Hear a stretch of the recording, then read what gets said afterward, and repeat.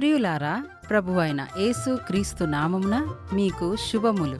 TWT Telugu జీవజలం కార్యక్రమానికి మిమ్మును ప్రేమపూర్వకంగా ఆహ్వానిస్తున్నాము. రండి, పరిశుద్ధ దేవుని వాక్యాన్ని ధ్యానం చేద్దాం.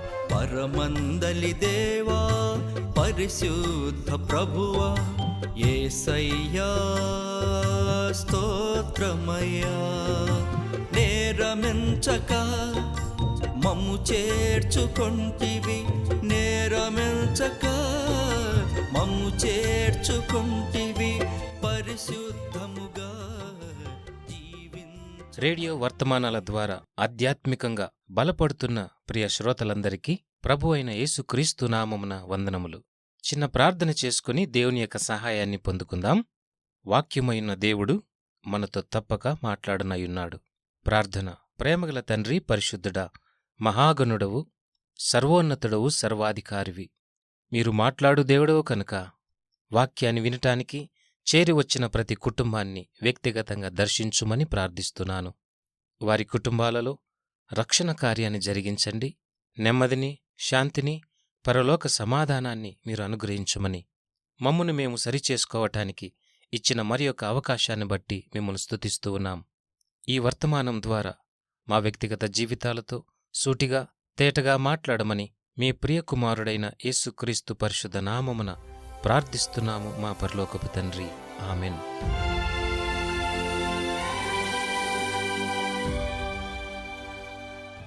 ప్రియ శ్రోతలు, రండి కుటుంబ సమేతముగా దేవుని యొక్క వాక్యాన్ని ధ్యానం చేసుకుందాం. మనము నేర్చుకోబోయే పాఠము సాతాను, శాటన్. ఇంతవరకు ఈ రేడియో ప్రసారాలలో మాటిమాటికి మనము దేవుని గురించి, దేవుని సన్నిధిని గురించి ధ్యానించుకుంటూ ఉన్నాం.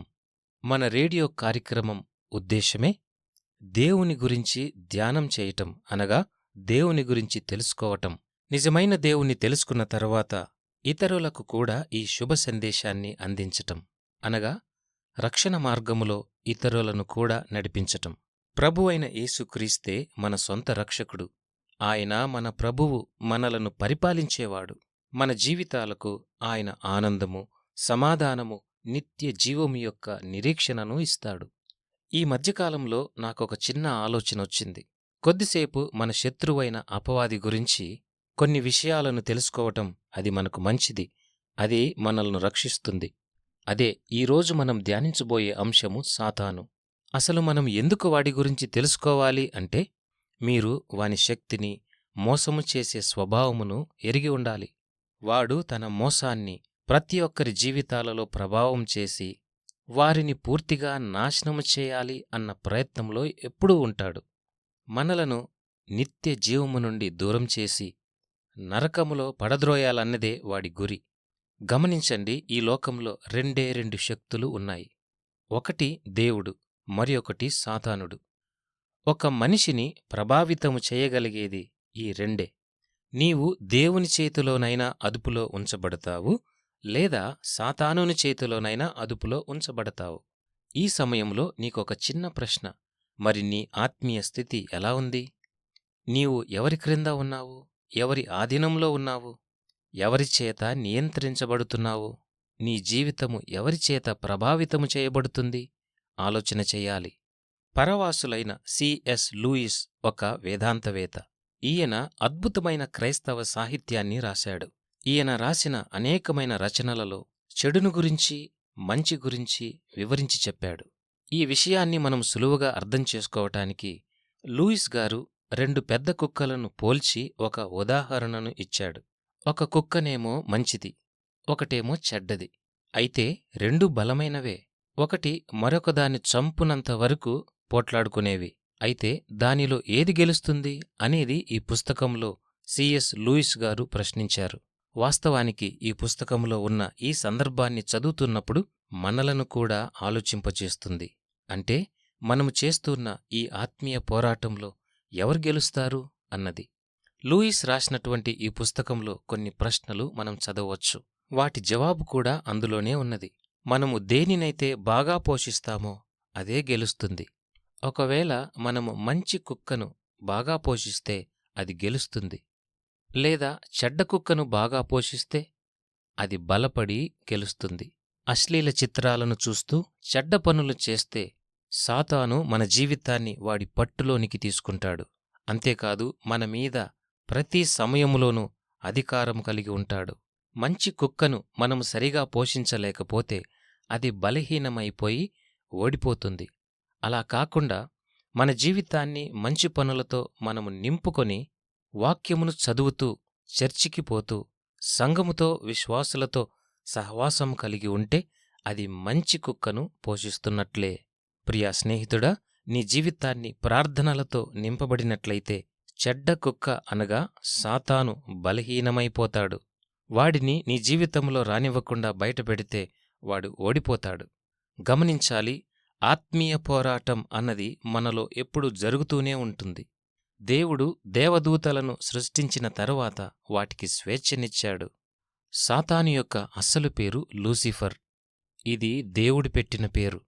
దాని అర్థము ప్రకాశమైన వేకువ చుక్క. గమనించాలి, అందమును వెలుగును ప్రకటించగలిగిన పేరు. వాడు దేవునిచేత సృష్టించబడిన అద్భుతమైన దేవదూత. వాడు చాలా అందముగా, శక్తిగలిగిన వాడుగా, తెలివిగలిగిన వాడిగా మొదట్లో ఉండేవాడు. భూమి మీద వాడికి సింహాసనము ఇవ్వబడింది. దానివలన వాడు గర్వించి దేవుని యొక్క స్థానమును ఆక్రమించాలని అనుకున్నాడు. సాతానుడు ఇలా అనుకున్నాడు, నేను దేవుణ్ణి కలిగి ఉన్నప్పుడు ఒక దేవదూతలా మాత్రమే ఎందుకు ఉండాలి అని దేవునికి వ్యతిరేకముగా లేచాడు. దేవుడు దానిని అంగీకరించక పరలోకము నుండి త్రోసివేశాడు. ఈ విషయాన్ని ప్రకటన గ్రంథం 12వ అధ్యాయంలో దేవుడు లూసిఫర్తో పాటు 3వ భాగము దేవదూతలను ఈడ్చి భూమిమీద పడవేశాడు.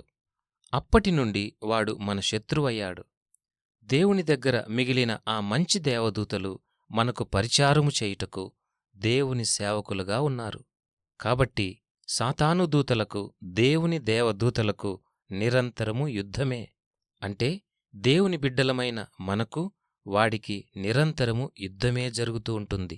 వెలుగుదూత వేషం వేసుకుని అందరినీ మోసపరుచుచూ ఉన్నాడు. గమనించండి, ఈ సాతానుడు మనకు సహాయము చేసేవాడిగా నటిస్తూ మనలను ఏమారుస్తూ ఉంటాడు. నీ ఆత్మను వాడికి అమ్మివేయాలనే వాడి ప్రయత్నం. అదే మనకు వచ్చే శోధన. మనము దేవునికి బదులుగా వాడిని పూజించి సేవించినట్లయితే వాడు మనకు దేవుడిచ్చే ఆశీర్వాదముల కన్నా ఎక్కువ ఇస్తానని భ్రమపరుస్తాడు. అంటే ఈ లోక ఆశలు ఎన్నో చూపిస్తాడు. అయినా కొంతమంది పేరు ప్రఖ్యాతుల కోసం ఇష్టపడతారు కదా. అలాంటివారు ఈ పేరు ప్రఖ్యాతుల కొరకు లేదా ధనం కొరకు వారికి వారే సాతానునికి అమ్ముడుపోతారు. ఆ తరువాత వాడిని సేవిస్తారు కూడా. ఒక విషయాన్ని మీకు తెలియజేయాలనుకుంటున్నాను. KISS అనే గుంపు ఒకటి ఉన్నది. దాని అర్థము సాతానుని సేవలో ఉన్న చిన్న పిల్లలు, kids in the service of Satan. ఈ వర్తమానాన్ని వింటున్న మీలో కూడా కొంతమందిని సాతానుడు ఇప్పటికే మోసపరిచి ఉండే ఉంటాడు. నీవు దేవునితో సహవాసము చేయకపోయినా, నీవు ఎక్కువ దినములు ప్రార్థనలో గడపకపోయినా అన్నీ బాగా జరుగుతున్నాయి అన్నట్లుగా ఉంటుంది. ప్రార్థనలు అవసరము లేనట్లుగా ఉంటుంది.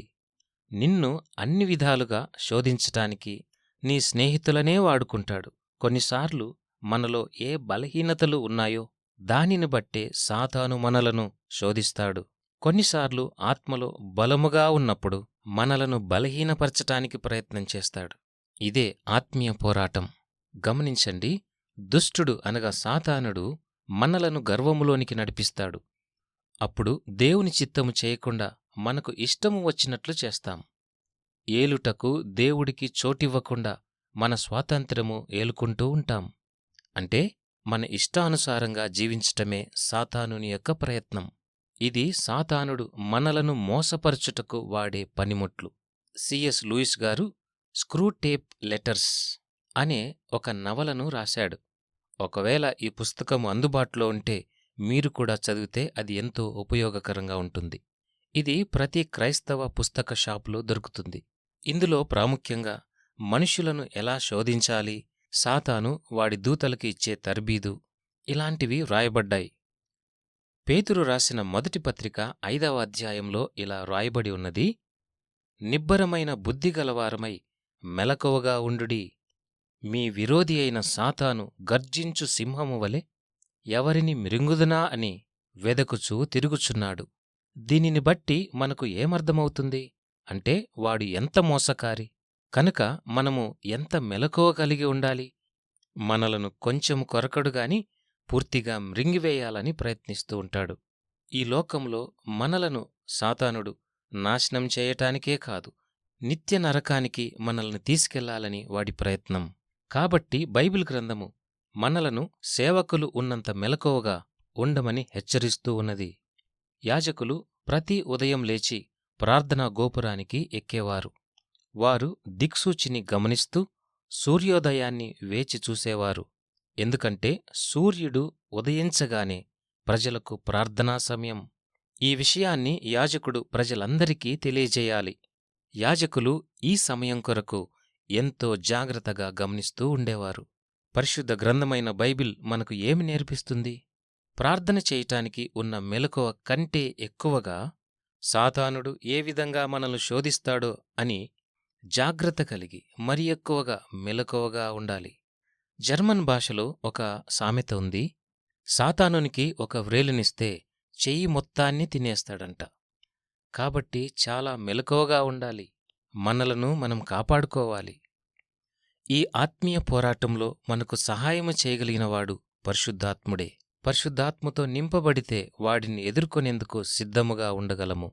ప్రియ శ్రోతలు, మన పిల్లలకు సాతానుని గురించి భయపడకుండా చూడండి. వాడిని ఎలాగైనా ఓడించమని నేర్పించాలి. ఓడించే మార్గము కూడా చెప్పాలి. వారికి ఈ చిన్న ప్రార్థన నేర్పించాలి. యేసయ్య నామమున నా నుండి దూరముగా పారిపో. నేను దేవుని సంబంధిని, యేసయ్య బిడ్డను. యేసు ప్రభువు నాలో నివసిస్తున్నాడు, నన్ను ఏలుతున్నాడు. ఆయనే నా ప్రభువు. కాబట్టి నీకు నామీద ఏ అధికారమూ లేదు అని మన పిల్లలకు ఈ ప్రార్థనను నేర్పించాలి. అప్పుడు సాతానుడు మన పిల్లల నుండి దూరమైపోతాడు. ఎందుకంటే వాడు యేసు ప్రభువుతో కలిసి జీవించలేడు కనుక. జాగ్రత్తపడాలి.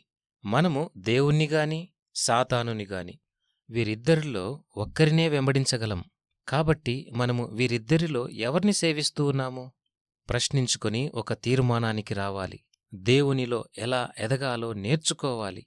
దేవునితో నడవటానికి, ఆత్మదేవుని సహాయము ఎప్పుడూ నిరంతరము ఉండటానికి దేవుని పరిశుద్ధ వాక్యాన్ని చదువుతూ ఉండాలి, ధ్యానించాలి, మెలకువ కలిగి ఉండాలి, ఎక్కువగా ప్రార్థించాలి, దేవుని చిత్తములోనే ఉండాలి.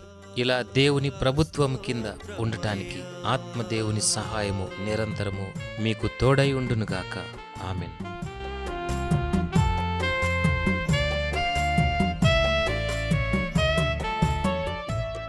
వివరముల కొరకు మా ఇమెయిల్ listenersfeedback@gmail.com. వాట్సాప్, SMS కొరకు మా ఫోన్ నంబర్ 8523047990. దేవుడు మిమ్మును దీవించునుగాక. ఆమెన్. పరిశుద్ధతలో నీవు మహనీయుడవు, సరిరారు నీకెవరు ఓ యేసయ్యా.